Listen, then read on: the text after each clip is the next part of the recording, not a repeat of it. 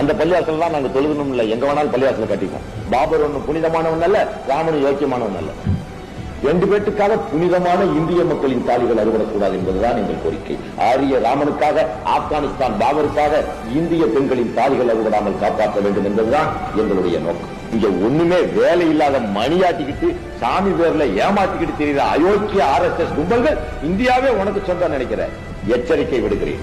உங்களுடைய போராட்டங்களை அமைதியான உங்கள் வழியில் நடத்துங்கள். எங்களை பலி கொடுத்துத்தான் அந்த போராட்டம் என்றால் அதன் விளைவு நாடு காடாகத்தான் போகும். அதற்காக நாங்கள் தயங்கிட மாட்டோம்.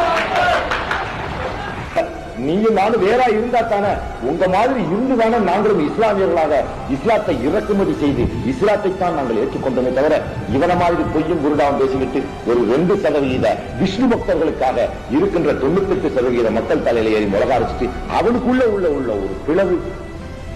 ராமஜென்ம பூமி பிரச்சனை கூட வைஷ்ணவர்கள் பிரச்சனை, அதை இந்தியாவின் பிரச்சனையா காட்டுறான். எப்படி அது இந்தியாவின் பிரச்சனையாகும்? உனக்கு பள்ளிவாசல் தான் வேணுமா, எங்கள்கிட்ட கேள்வி, எந்த இடம் வேணும் எடுத்துட்டு போன்னு சொல்லிடுவோம். இந்த இடத்துல ராமர் கோயில் இருந்துச்சுன்னு சொல்லுப்பா, எடுத்துட்டு போப்பாங்க. 2 இனம் ஒன்னா சேர்ந்து வன்னிய மக்கள், தாழ்த்தப்பட்ட மக்கள், பிற்படுத்தப்பட்ட மக்கள், சிறுபான்மை மக்கள், நீங்க ஒன்னா சேர்ந்தா நம்மளை சுரண்டி திங்கிற பாப்பாங்கிட்ட இருந்து அந்த பதவியில் பெறலாம். ஏன்னா இன்று இஸ்லாமிய மக்களில் 10,000 பேருக்கு ஒரு டிகிரி ஹோல்டர் இல்லை, BA BSc டிகிரி ஹோல்டர். 50,000 பேருக்கு ஒரு போஸ்ட் கிராஜுவேட் இல்லை.